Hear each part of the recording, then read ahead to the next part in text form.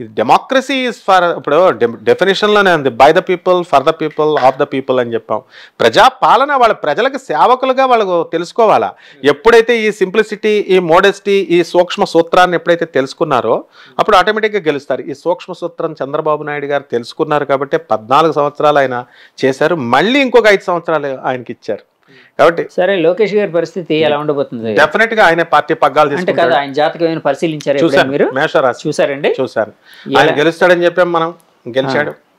Next ఆయన కాబోయేటటువంటి CM కూడా ఇప్పుడు డెఫినెట్ గా అవుతారు. ఆయన చంద్రబాబు నాయుడు గారు హయాం ఉన్నంత వరకు ఆయనకి ఏమీ కాదండి. చంద్రబాబు నాయుడు గారు అంటే చాలా మంది అంటూ ఉన్నారు, చంద్రబాబు నాయుడు గారు ఒక 2 ఏళ్ళు సీఎం గా చేసి ఆ తర్వాత తన సీఎం పగ్గాల్ని లోకేష్కి అప్పగిస్తారు అని చెప్పి కొంతమంది అంటూ ఉన్నారు. అంటే నిజాలు ఎవరికి తెలియదు, ఊహాగానాలు.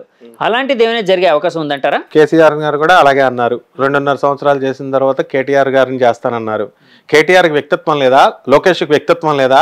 వాళ్ళ తండ్రి అప్పచెప్తేనే వస్తారా వాళ్ళు? పప్పు అన్నారు ఆయన్ని. పప్పు కాదు, నిప్పు అని చూపించాడు ఆయన.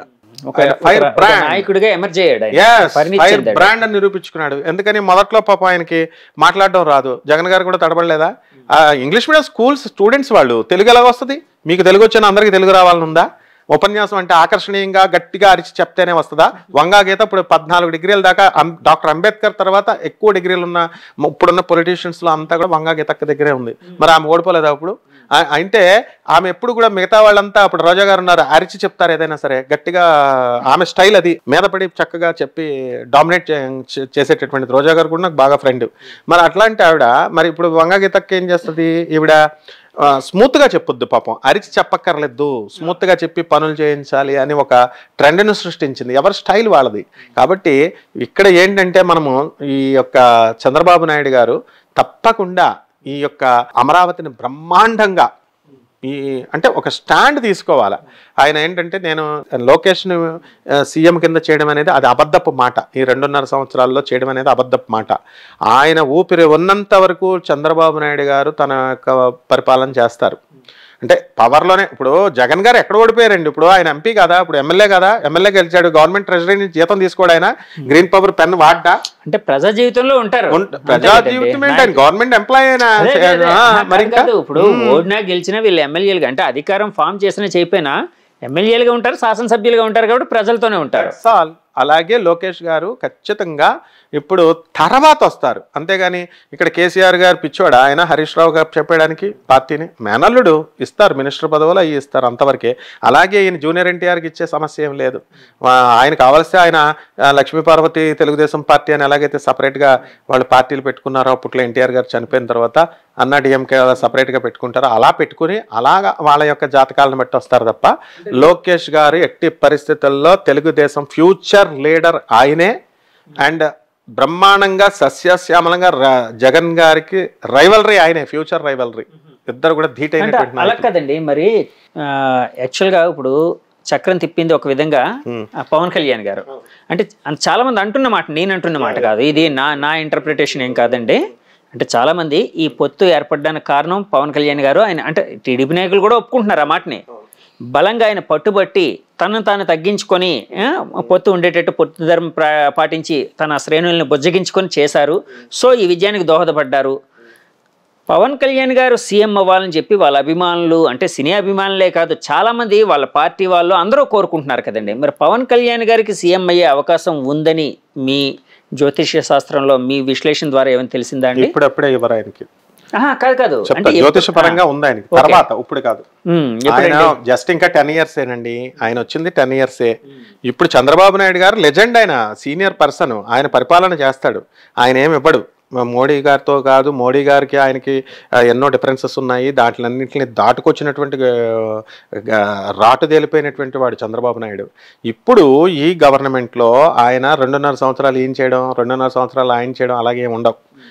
పరిపూర్ణంగా ఈ 5 years చంద్రబాబు నాయుడు గారే సీఎంగా ఉంటారు. కావలిస్తే ఆయనకు ఒక డిప్యూటీ చీఫ్ మినిస్టరో లేకపోతే హోమ్ మినిస్టరో ఇలాంటి పదవులు కావలిస్తే ఇస్తారు. అది అక్కడ కూడా ఇప్పుడు ఇచ్చేస్తారని అంటలేదండి. ఎందుకంటే ఇప్పుడు ఇచ్చే అవకాశాలు లేవని అందరికీ తెలుసు. అంటే చాలా ఎవరు, ఎందుకంటే ఆయనే అన్నారు, ఇప్పుడు ఎవరో కాదు స్వయంగా పవన్ కళ్యాణ్ గారే మనకు ముఖ్యమంత్రి ఛాన్స్ లేదు ఎందుకంటే మన బలం ఇంతే అని అన్నారు. నేను అదంటలేదు. భవిష్యత్తులో ఆయన ఎప్పుడు అయ్యే అవకాశం ఉంది ముఖ్యమంత్రి Definitely గా ఉంది. ఇంకొక 10 సంవత్సరాలు ఆ పార్టీ నడపాలి ఆయన. వాళ్ళ అన్నయ్య గారిలాగా మూసేయకూడదు పార్టీ. ఇప్పుడు ఆ రోజున మూసేయకుండా ఉంటే చంద్రబాబు నాయుడు గారు 2019లోనే చిరంజీవి సీఎం అయి ఉండేవాడు. ప్రజలు ఏం చేస్తారంటే కన్సిస్టెన్సీని గమనిస్తారు. నీవు ఎక్కువ కాలం ఉన్నావా లేదా, ఇప్పుడున్న ప్రేమ నెక్స్ట్ ఉండాలని ఏం లేదు. అలాగే ఇప్పుడు ఉండే ద్వేషం నెక్స్ట్ మళ్ళీ carry forward అవ్వాల్సిన అవసరం కూడా లేదు. ఇప్పుడు సపోజ్ గవర్నమెంట్ లోకి వెళితే ఒక నష్టం ఉంటుంది, గవర్నమెంట్ లోకి వెళ్ళకపోతే ఒక నష్టం ఉంటుంది పవన్ కళ్యాణ్కి. ఇప్పుడు ఆయన డిప్యూటీ సీఎంఓ లేకపోతే హోమ్ మినిస్టరో లేకపోతే ఏదో ఒక మినిస్టర్ పదవి ఇచ్చారనుకోండి, గవర్నమెంట్ని ఎప్పుడు కూడా 5 సంవత్సరాలే చూస్తారు ప్రజలు. గవర్నమెంట్ వ్యతిరేకత అనేది వచ్చేస్తుంది. ఇప్పుడు ఎన్ రామారావు గారు సినిమా యాక్టర్గా దేవుడిగా పూజించాం, పొలిటిక్స్లోకి రాగానే దేవుడిగా మనం పూజించలేదు ఆయన్ని. తర్వాత మనం ఏదో ఓట్లేసాము, మామూలుగా గెలుచుకున్నాము, పాపం ఆయన అంత కష్టపడి చేసిన లాస్ట్లో ఆయన పరిస్థితి చూసాం. అది స్వయం కృతాపరాధమో మామూలు అది పర్సనల్ పక్కన పడేసేయండి. ఎటువంటి గొప్ప నాయకుడినైనా సరే పాత ఒక రోత కొత్త ఒక వింత అంటారు. ఇప్పుడు కనుక పవన్ కళ్యాణ్ గారు కనుక మంత్రి శాఖలను కనుక తీసుకున్నట్లయితే వ్యతిరేకత భాగంలో నెక్స్ట్ వచ్చేస్తాడు ఆయన కూడా. చంద్రబాబు నాయుడు గారు కూడా వ్యతిరేకతలోకి వచ్చేస్తారు. అది న్యాచురల్ టెండెన్సీ అది ప్రజలకి. అది ఏ ప్రభుత్వం అలా కాకుండా ఆయన ప్రభుత్వం బయట ఉండి కనుక చేసుకొని ఆ పార్టీని అలా కంటికి రెప్పలాగా కాపాడుకుని చేసుకున్నట్లయితే డెఫినెట్ గా ఆయన ముఖ్యమంత్రి అవడానికి ఫ్యూచర్ లో ఛాన్స్ ఉంది. కానీ ఇంకా అంటే నేను ఎందుకు ఈ మాట అడిగానంటే అండి, యాక్చువల్గా మీరు ఒక మాట అన్నారు ఇందాక, జగన్మోహన్ రెడ్డికి ఏది అంటే ఆ స్థాయిలో ఒక వైరి పక్షంలో తయారయ్యేది లోకేష్ గారు మాత్రమే అని అన్నారు, సరైన నాయకుడు. సో పవన్ కళ్యాణ్ గారి పరిస్థితి మరి అప్పుడు ఎలా ఉండబోతుంది ఒకవేళ లోకేష్ గారు, ఎందుకంటే లోకేష్ గారు సీఎం కావాలని వాళ్ళ శ్రేణులు భావిస్తున్నాయి, అలాగే పవన్ గారు సీఎం కావాలని వాళ్ళ శ్రేణులు భావిస్తున్నాయి. రెండు ఇప్పుడు మిత్రపక్షాలు. రేపు పొద్దున్న వీళ్ళిద్దరిలో ఎవరు ముందు అయ్యే అవకాశం ఉంది, వీళ్ళిద్దరి పరిస్థితి ఎలా ఉండబోతుంది అన్నది నాకు. దీనికి సీనియారిటీ అనేటటువంటిది ప్రాతిపదికగా తీసుకోవాలా. చంద్రబాబు నాయుడు గారికే దిక్కులేదు మొన్నటిదాకా, పవన్ కళ్యాణ్ వచ్చి సపోర్ట్ చేసేదాకా, ఇక కొడుకు ఎక్కడిస్తారు. నెక్స్ట్ ఛాన్స్ అనేటటువంటిది ఆయన జగన్ గారికి ఓట్లు వేయకుండా ఉంటే పవన్ కళ్యాణ్కే ఛాన్స్. ఆ తర్వాత సీనియారిటీని బట్టి వస్తుంది, అప్పుడు కూడా టైప్ చేసుకుంటారు వాళ్ళు. ఎందుకంటే Jagan is not a simple man. Jagan అంటే ఒక భయం, జగన్మోహన్ రెడ్డి అంటే ఒక సంచలనం.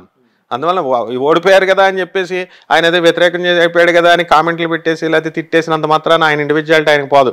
ఆయనకు పాఠాలు చెప్పిన మాస్టర్లు, కెప్టెన్స్. ఓడిపోవడం అంటే శాశ్వతంగా ఓడిపోవడం అలాగైతే మరి చంద్రబాబు నాయుడు 2019 అవమానించారు చంద్రబాబు నాయుడు గారిని, ఎంత ఘోరాతి ఘోరంగా. ఆయన లైఫ్ లో ఎవరు అవమానించలేదు, అంత అవమానించారు. కానీ పాప ఆయన ఏ కక్ష తీర్చుకోడు, అంత గొప్ప పరిపాలన అందిస్తాడు ఆయన. ఆయన కక్ష తీర్చుకోడు, నెవర్ తీసుకోరు. ఆయన వ్యక్తిత్వమే ఆయన మెంటాలిటీ కొంచెం మెతక మెంటాలిటీ కాదు. ఇప్పుడు మెతక వేరు, ఇది వేరు. ఆయన ఎంతసేపు దేశ సంక్షేమం కోసం చూస్తాడు ఆయన. ఇప్పుడు ఎంతసేపు నేను తక్కువ కాలం ఉంటాను, నేను దేశాన్ని ప్రగతి పదంలోకి తీసుకెళ్లాలి ఆంధ్ర రాష్ట్రాన్ని అని ఆయన. జగన్ గారు నేను ఆల్రెడీ డబ్బులు సంపాదించుకున్నాను, ఏదో ఒక విధంగా నేను కూడా ఈ ఆంధ్రదేశంలో పేరు తెచ్చుకోవాలి. ముందు ఈ పేరు పిచ్చి ఉంటుంది వీళ్ళకి, ఈ డబ్బు పిచ్చి ఉండదు వీళ్ళకి. డబ్బులు ఆల్రెడీ సాచురేటెడ్. ఒక స్టేజ్కి వెళ్ళిన తర్వాత ఎగ్జైరేట్ అయిపోతారు, అంతే కదండి. ఇప్పుడు ఫారిన్ లో ముందు ఏం చేస్తారండి, ఫారినర్స్ ఎందుకు మనకి భారతదేశంకి అట్రాక్ట్ అవుతున్నారు ఆధ్యాత్మికత. ఫస్ట్ ఫారెన్ లో డబ్బు సంపాదించాలని కస్తే వెళ్తారు ఫారినర్స్, సంపాదించేస్తారు, ఇందులో తృప్తి లేదు అనుకుంటారు. తర్వాత అమ్మాయిల జోలికి వెళ్తారు, అక్కడ అని తెలుసుకుంటారు. ఆ తర్వాత దేవుడి వైపు అట్రాక్ట్ అవుతారు. అరే ఇది ఎన్ని చేసినా సరే నాకు మనశ్శాంతి లేదే, ఎక్కడో ఈ అశాంతి అని చెప్పి ఆధ్యాత్మికతలో ఉంది అని గాడ్ సెంటర్డ్ ఫిలాసఫీతో వస్తారు. జగన్ జీసస్ క్రైస్ట్కి ఒక మహాభక్తుడు, చంద్రబాబు నాయుడు ఒక హిందూ దేవుడికి మహాభక్తుడు. వీళ్ళు స్పిరిచువల్గా చాలా ఎలివేటెడ్ సోల్స్ వీళ్ళు.